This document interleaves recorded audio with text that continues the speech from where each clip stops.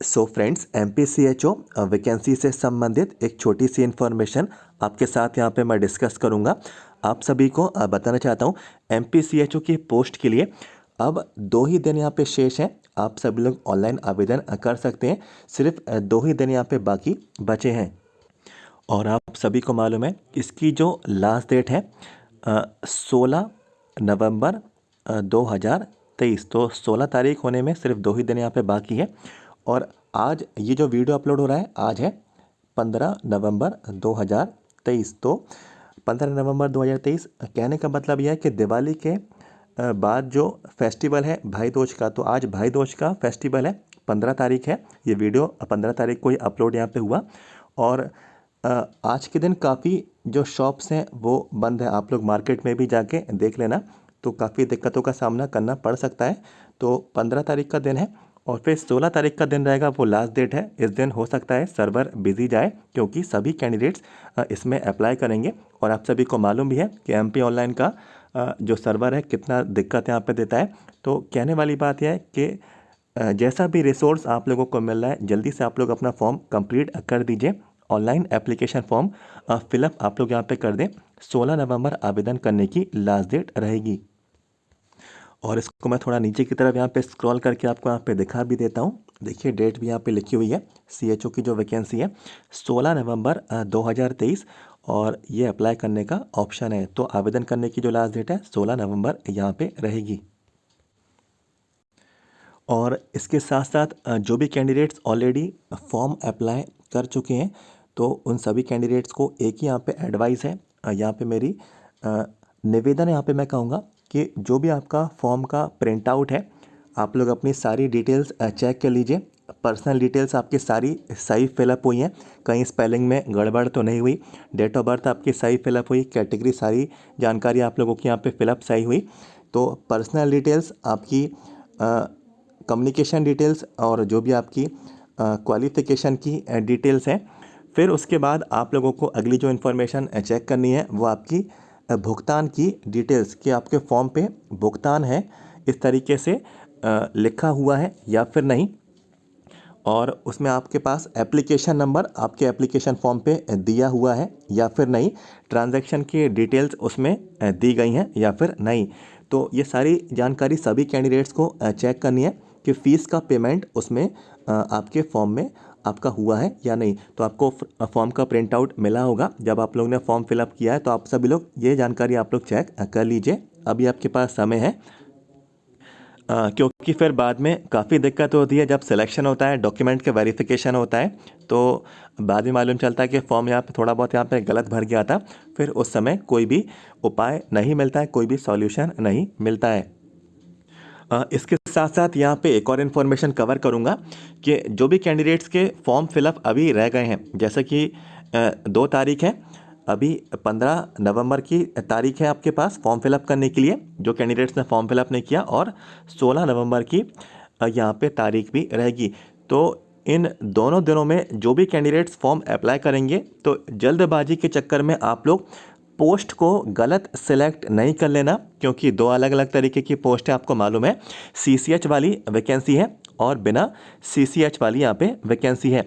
तो काफ़ी कैंडिडेट्स ने क्या किया, CCH वाली वैकेंसी को बिना CCH वाली वैकेंसी में अप्लाई कर दिया और बिना CCH वाली वैकेंसी को CCH वाली वैकेंसी में अप्लाई कर दिया, और करेक्शन भी नहीं हो पा रहा है क्योंकि MP ऑनलाइन के पोर्टल में बोला गया कि कोई भी करेक्शन इसमें संबंधित नहीं हो सकता है और दोबारा से भी फॉर्म आपको फिलअप नहीं करना है। तो ये जानकारी MP ऑनलाइन के टेक्निकल हेल्पलाइन नंबर ने भी यहाँ पे दी। तो पोस्ट सिलेक्ट करने में काफ़ी केयरफुल आप लोगों को रहना है। जल्दबाजी के चक्कर में यदि पोस्ट सिलेक्ट हो गई तो कोई भी सेंस आप लोगों का यहाँ पे नहीं बचेगा इस वैकेंसी में, और सारी मेहनत पे जो है यहाँ पे पानी फिर सकता है। तो आप लोगों को केयरफुल रहना है। MPCHO के सारे प्रीवियस वीडियोस आप लोग देख सकते हैं, सारी डिटेल्स मैंने प्रीवियस वीडियोस में प्रोवाइड कराई है। इसके साथ साथ एक और इन्फॉर्मेशन यहाँ पे मैं कवर करूँगा कि जो नर्सिंग काउंसिल का रजिस्ट्रेशन है, तो मध्य प्रदेश नर्सिंग काउंसिल का रजिस्ट्रेशन है कैंडिडेट्स के पास, तो काफ़ी कैंडिडेट्स यहाँ पे ऐसे भी पाए गए कि उनकी जो रजिस्ट्रेशन पे जो वैलिड जो डेट थी, मीन्स रजिस्ट्रेशन पे एक डेट रहती है, उस डेट तक रजिस्ट्रेशन आपका वैलिड रहता है। तो वो डेट जो है एक्सपायर यहाँ पे हो चुकी है। तो काफ़ी कैंडिडेट्स ने इस चीज़ को भी लेकर हमसे यहाँ पे अवगत कराया। तो एक्सपायरी वाला जो रजिस्ट्रेशन है वो वैलिड नहीं माना जाएगा। तो आप लोग अपना रजिस्ट्रेशन पे आप लोग डेट देख लीजिए। ये सारी जानकारी आपके रजिस्ट्रेशन पे दी गई है। काफ़ी कैंडिडेट्स यहाँ पे ऐसे भी हैं जिनका रजिस्ट्रेशन दोबारा से रिन्यू हुआ है। तो पहले देखिए, जब नया नया रजिस्ट्रेशन बनता है तो आगे दी जाती है डेट, और जब रजिस्ट्रेशन रिन्यू होता है तो डेट पीछे की तरफ दी जाती है।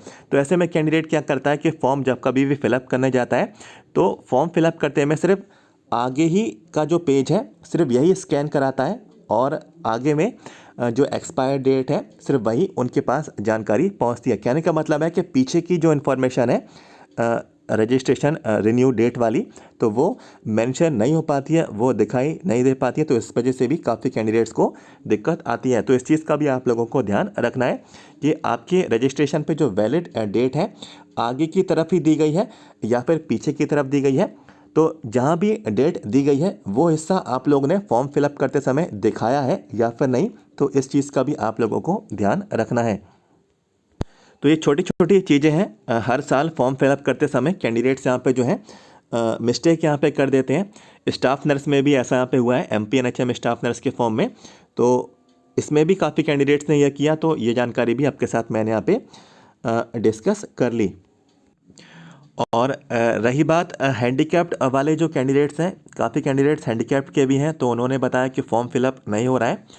तो देखिए, हैंडीकैप्ड की वैकेंसी ना के बराबर है, 4 या 6 पोस्ट हैं, चाहे CCH हो चाहे बिना CCH हो। तो फॉर्म फिलअप नहीं हो रहा है, तो देखिए इसका कोई ना कोई कारण ज़रूर होगा, डॉक्यूमेंट में कोई ना कोई आप लोग यहाँ पे गड़बड़ कर रहे हैं। और यदि आप लोग फॉर्म फिलअप करना चाहते हैं और हैंडीकैप्ड से फॉर्म फिलअप नहीं हो रहा है, तो आप चाहें तो बिना हैंडीकैप्ड से भी फॉर्म फिलअप कर सकते हैं। एटलीस्ट आप लोग जो है एग्ज़ाम में शामिल तो हो पाएंगे।